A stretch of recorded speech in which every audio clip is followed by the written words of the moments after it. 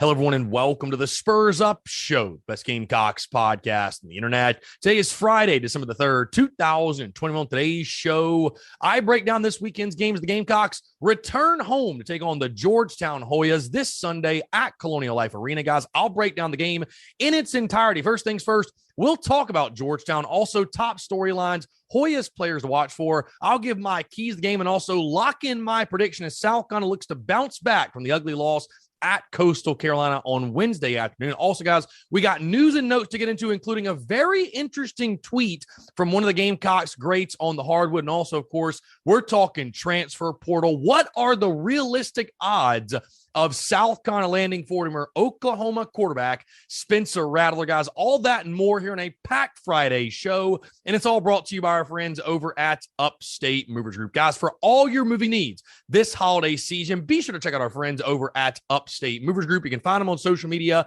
at Upstate Movers Group. Of course, if you have any other questions, go to their website, upstatemoversgroup.com. That's upstatemoversgroup.com. Be sure to check them out and tell them Chris from the Spurs Up Show sent you. Let's get it.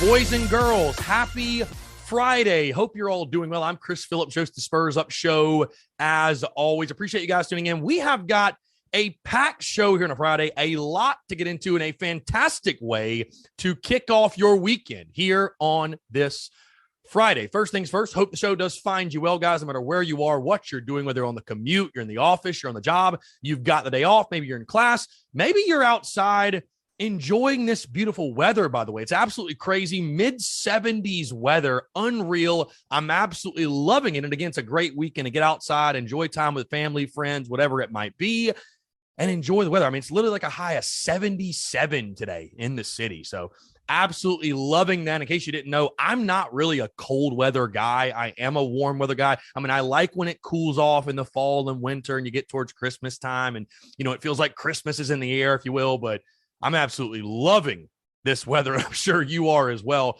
Again, Friday, we got a lot to get into. TGIF, tons to talk about here on this Friday, guys. Before we do, really quickly, just a couple of quick reminders. First things first, as I mentioned yesterday, very proud to say that we are once again sponsoring the Thread Affair event this Sunday at Noma Warehouse. That will get going at noon, and I'll encourage all of you to come out to that event as well. Hey, of course, it is the Christmas season, as I said. Everyone's getting their Christmas shopping in, and no better place to do so outside of our online store, by the way, than coming out to the Thread Affair event this weekend, guys. I highly encourage it. Again, so many great vendors, so many great young entrepreneurs as well, guys. It helps support them. So again, highly encourage you to come out. All the details are on our social media. That will get going at noon, and yours truly will be there, and we'll have koozies, we'll have some swag, gonna be a really, really good time. Again, that's Sunday at Noma Warehouse, the Thread Affair event, gonna be the final one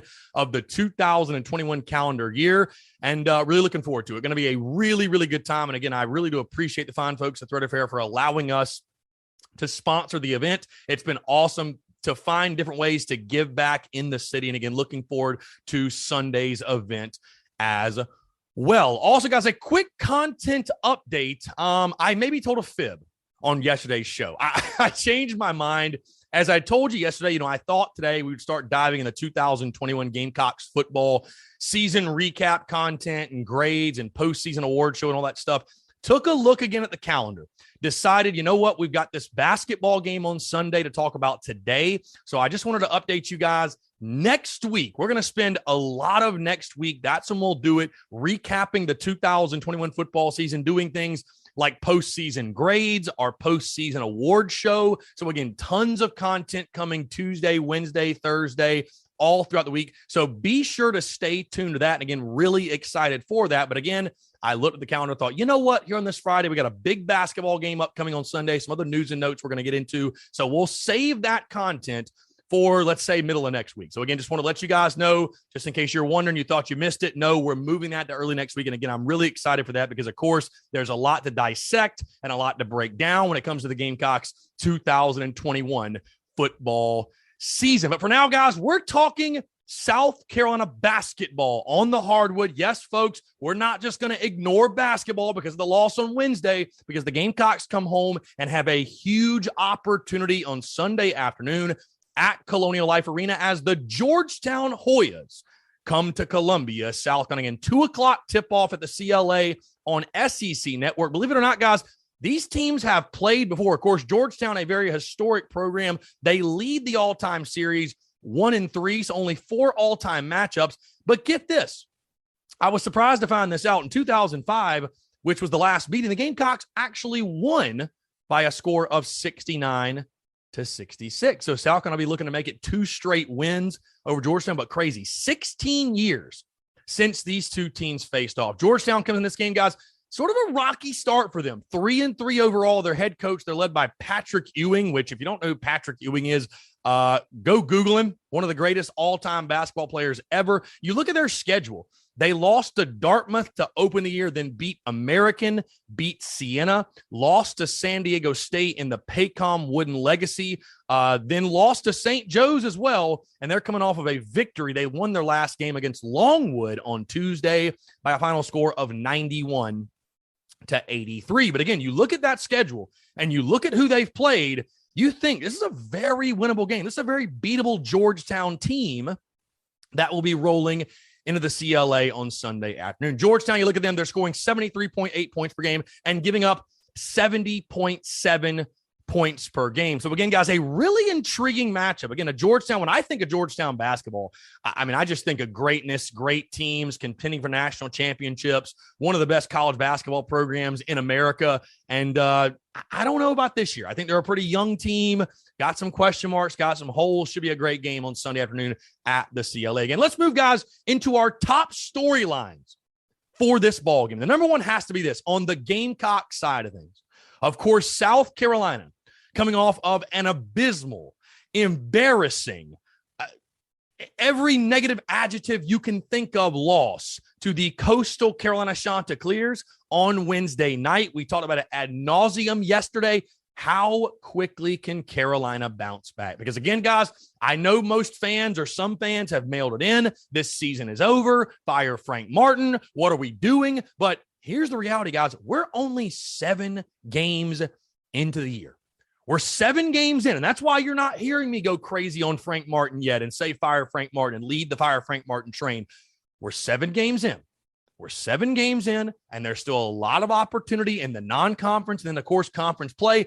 This one's a big one. This one's a very, very big one because you've made the margin of error for yourself. And again, I feel like a broken record because we say this year after year after year with Gamecocks basketball, but you've made the margin of error so slim that you need to win a game like this. You almost have to win a game like this. Can the Gamecocks bounce back? Not just, playing better, but I think just the overall mentality from a mental standpoint, guys, because all you're going to hear and all they're hearing all week long and all weekend and going into this game is you're no good, you're terrible. And I thought a quote from our guy, Eric Stevenson himself, really stood out to me. He said after the game Wednesday night, quote, have some toughness. It's mental toughness. We're on the road. We've got some young guys. We got some guys who lack mental toughness and guys who are a little immature, honestly.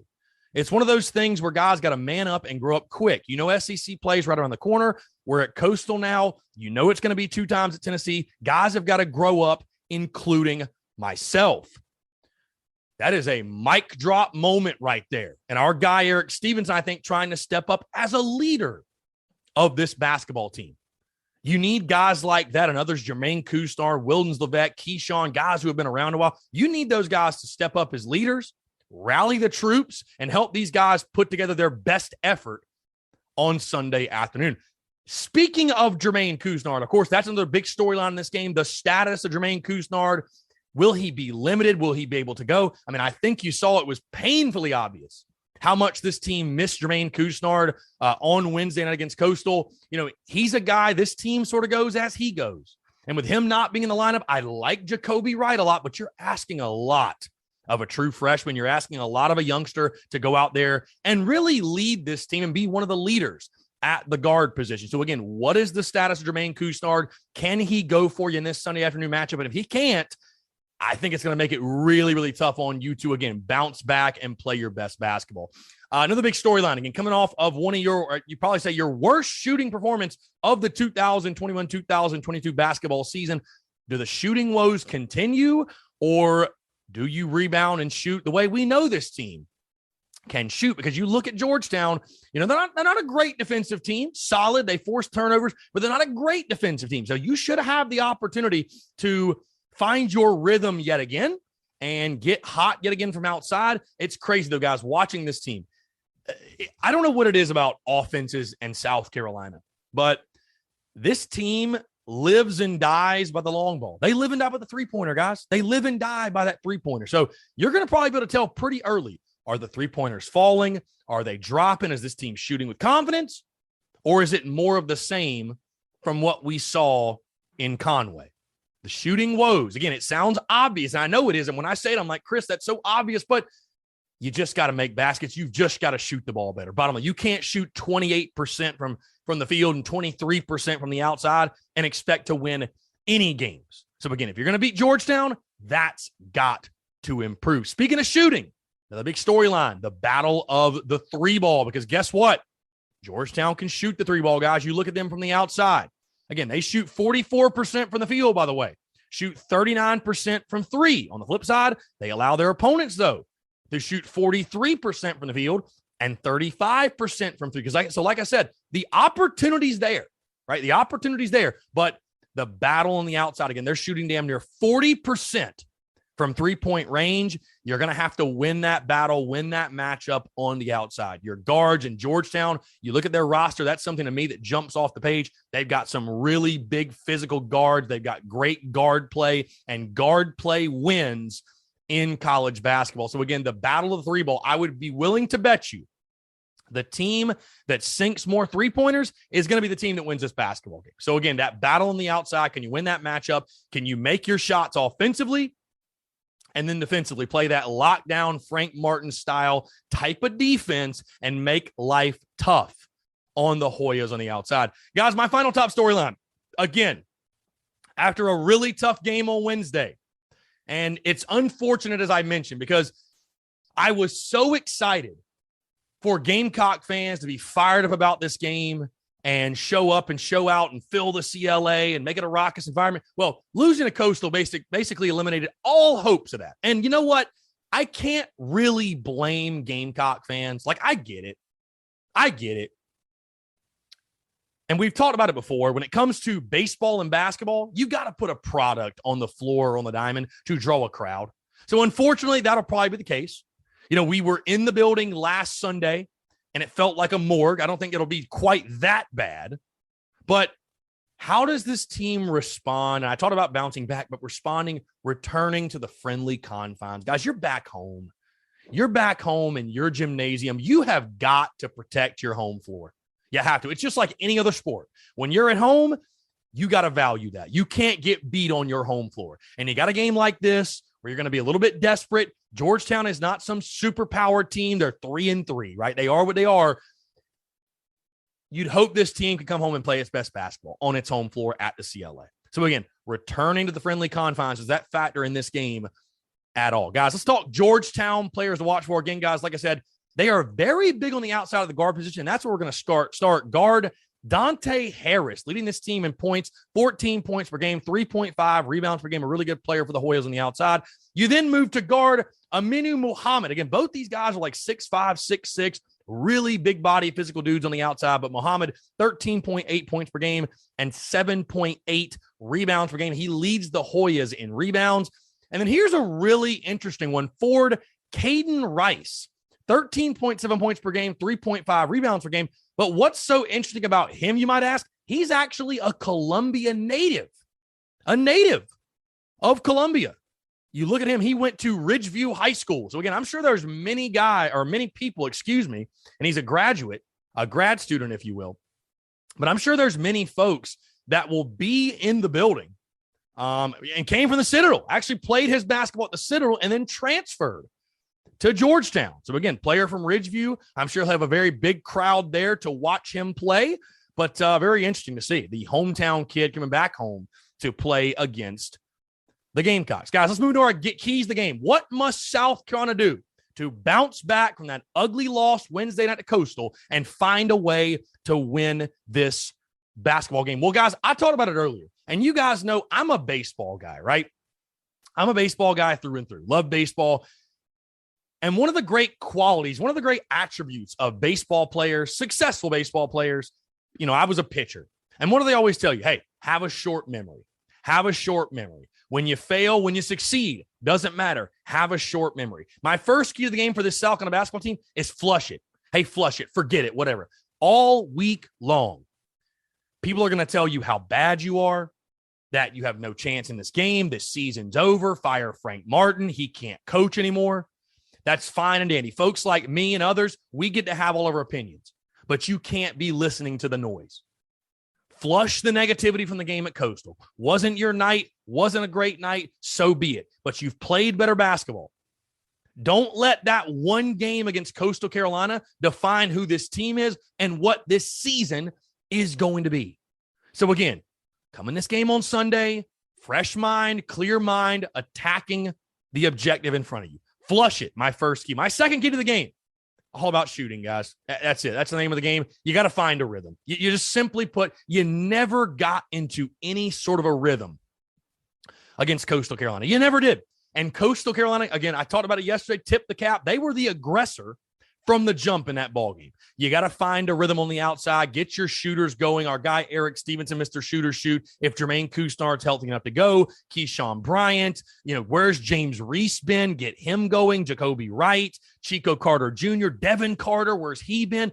You got to get your shooters in a rhythm. Get them feeling good. Get them some confidence early. You do that, I think it'll all take care of itself, but you've got to find a rhythm. And guys, my final key to the game is this. Like I mentioned, when I speak or think of Georgetown, I think of great basketball, legends, competing for championships, what have you. But this Georgetown Hoyas team is not any of those teams I mentioned. This Georgetown Hoyas team, and they might turn out to be pretty good, but they're 3-3 right now. They're 3-3. This Georgetown Hoyas team has lost to Dartmouth, San Diego State, and St. Joe's. And again, that's no disrespect to any of the clubs that I just mentioned. But my final key, because I think this can happen a lot in sports, where you're like, oh man, we're playing the mighty Georgetown Hoyas. My final key is this: ignore the logo. Ignore the logo. It's a basketball game against basketball players. Doesn't matter what the logo on the jersey says. Doesn't matter if it says Hoyas, if it's a G on there, whatever. You're not playing the past successes of Georgetown. You're not playing the aura of Georgetown. You're playing this Georgetown team. So again, do not let the aura of, Georgetown basketball and their tradition and all that. Don't let that beat you. You hear that a lot in college football when teams play Alabama. That's the thing they can't get over, right? That's the thing they can't get over is they put Alabama on this pedestal and they're already defeated from the jump. So again, my final key, ignore the logo. Just go play basketball. Who cares? They're a nameless, faceless opponent. If you go out, make your shots, you execute, play good defense, you hustle, you'll win the basketball game. So again, my three keys to the game: flush it, find a rhythm, and ignore the logo. You do those three things, I feel very good about your odds of victory this Sunday at CLA. All right, guys, I'm going to go ahead and lock in my prediction for Sunday's game as the Gamecocks look to bounce back on their home floor. Again, this is not the Georgetown teams of old. And Georgetown, an extremely proud basketball program, won national titles and feature some of the best players to ever play the game in the collegiate level and NBA as well. And then, of course, there's South Carolina, who, what is the mental state of this team? This team was able to bounce back beautifully after losing to Princeton, going on a 4-game, 5-game winning streak, if you will. And like I said, guys, it's unfortunate because I was so excited for fans to get hype around this game and, attend the game in person, make it a raucous environment, look forward to it. And unfortunately, it's the losses like Wednesday that keep people from investing in Gamecocks basketball. And I mean truly investing their resources, their emotions, their energy, anything of the sort. But you've got a hell of an opportunity Sunday afternoon, because guess what, guys? The season's not over. Contrary to popular belief, the season is not over. Did Wednesday hurt? Abso-freaking-lutely it did. But you've got games upcoming against Georgetown, Florida State, Clemson. You got some big non-conference games. And if you can win a few of these, you can string together a few dubs, all of a sudden, right? Things start to shift, things start to change back in your favor. But what is the mental state of this team? Bunch of new guys. Eric Stevenson was very blunt and very honest when talking about the mental toughness and lack thereof, the immaturity of this team. Bunch of new guys. Bunch of guys that before this season, before 7 games ago, had never played a game together. Bunch of them. And if you don't have a guy like Jermaine Couisnard, who's been the glue for this team the last couple of years, you might get another result like you saw on Wednesday. I think the Gamecocks, guys, I think South Carolina will bounce back in a big way. I really do. I think they'll play much, much better basketball. I think the shooting will be better at home. I think this is a team that will put together its best effort and will put its best foot forward.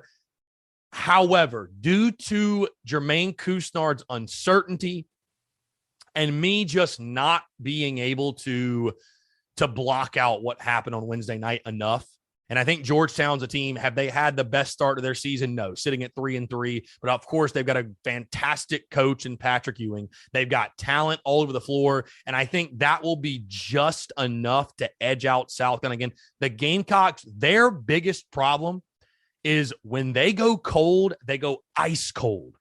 And when they go cold, normally they're playing sloppy basketball as well. They're playing sloppy basketball all the time.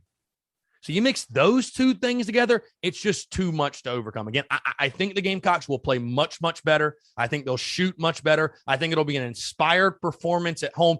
But that's what I'll be most intrigued to see, guys, is like, how does this team play? I'm almost more intrigued to see how they play. Coming off that terrible loss, and again, a bunch of new guys that, we wondered, how would they gel? How would they mesh? I do think they'll put together a much better performance on Sunday, but I think it comes just up short. Again, guys, give me the Georgetown Hoyas beating the Gamecocks. Final score, Georgetown 71, South Carolina 66. Again, expect the Gamecocks, Frank Martin squad to play much, much better basketball. This is a great opportunity, guys, and I'll be intrigued to see what the line is when it drops, because, again, Georgetown's not a great team by any means, but what are the Gamecocks? What are the games? We don't know. Which South Carolina team will show up? We don't know. And because of that uncertainty, because of the uncertainty of Jermaine Couisnard and his availability, I got to go with Georgetown in this one. Hoya 71, Gamecocks 66. So again, guys, I'm locked in. Would love to hear your score predictions. How do you think South Carolina will fare Sunday when they return to action against Patrick Ewing's squad? All right, guys, a couple of news and notes to get into, and then we'll wrap it up here on a Friday. First things first, a former Gamecocks legend, a.k.a. Mr. Sindarius Thornwell, had some very interesting comments to say Thursday afternoon in regards to Gamecocks basketball after South Carolina dropped that game to Coastal. He tweeted this, and I quote, "I have my opinion on USC men's basketball, but I've got too much respect for the people involved to speak my honest opinion." Now, what could that mean? What could that mean? I doubt it's a shot at Frank Martin, because I think Sindarius Thornwell loves Frank Martin, right? And all those guys from those teams, that 16-17 team especially, they love Frank Martin. So I wonder if Sin Thornwell is referring to the administration, Ray Tanner, what's going on behind closed doors, maybe some assistants. I wonder. And will we ever find out? That's the question. Will we ever find out what Sindarius Thornwell was referring to? I would love to get him on the airwaves. Anybody knows Sin Thornwell? Would love to have him on the podcast. Would love to chat with him and pick his brain and get his thoughts. But not a good sign. Not a good sign for the home team. Not a good sign for Frank Martin when you got those types of tweets and those types of messages being spread across social media. Just not good. Just not good. And honestly, I'm sure it's something Frank Martin's not very pleased with because that's supposed to be one of his guys. And if it is about Frank Martin, that's even worse. Obviously, that's even worse. You've got even bigger problems. Final quick note, guys. The odds of landing former Oklahoma quarterback Spencer Rattler, those odds were released yesterday, plus 800, the odds for the Gamecocks to land the former OU quarterback. I think realistically, guys, I don't think the Gamecocks get him. I know there's fans with a lot of mixed feelings on would we even want him? Does he have, character issues? And is he a team player? What have you? Hey, we've even got on the post I put up with the odds. Former Gamecocks quarterback Steven Garcia commenting on the situation and saying that, he didn't like him when he was in high school. He doesn't like him now. I'm assuming because of his attitude and his me attitude. That's what most think of him. I think the odds the Gamecocks get him are pretty slim anyways. But again, guys, this transfer portal stuff, this madness, it is far from over. I think it's just beginning. So going to be very interesting to watch, see. I think the Gamecocks, of course, Shane Beamer with his ties to Oklahoma, they're going to be picking some guys out of the portal from Norman to come play for South Carolina. And I think that's a great thing. Hey, go find the best football players you can and upgrade the roster any way you can. And hey, do whatever you got to do to help the football team. So I think Shane Beamer will certainly do that. All right, guys. Hey, crazy, man. The first weekend without a football game, and I wasn't on vacation since before the season started. Absolutely wild, man. Absolutely wild. So as we begin to wean ourselves off of Gamecocks football and I guess do normal people things this weekend. What do people do that don't watch college football, don't watch Gamecocks football? What do they do? I don't know. Either way, hey, it's a great weekend to have a weekend, folks. Fantastic weather. Get out, enjoy it. Again, appreciate you all tuning in. Thank you all so much for the continued love and support. Another fantastic week, another successful week with the podcast, the Daily Crow, all of the content. Like I said, guys, quick reminder, come on out to Thread Affair at Noma Warehouse this Sunday, beginning at noon. Yours truly will be out there. Going to be a really good time. Come support the local vendors that are out there.